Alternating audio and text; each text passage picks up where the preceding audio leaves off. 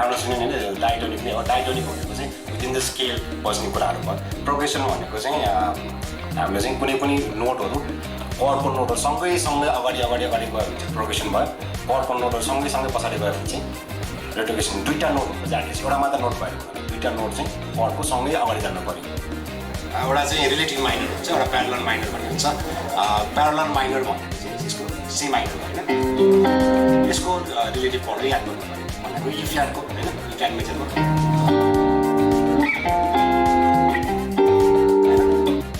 आजको यो base and ट्रेबलले organise गर्नुभएको यो वर्कसप एकदम रमाइलो भयो रितेश भाइ हामी सँगै इन्जोय गऱ्यौँ यो सो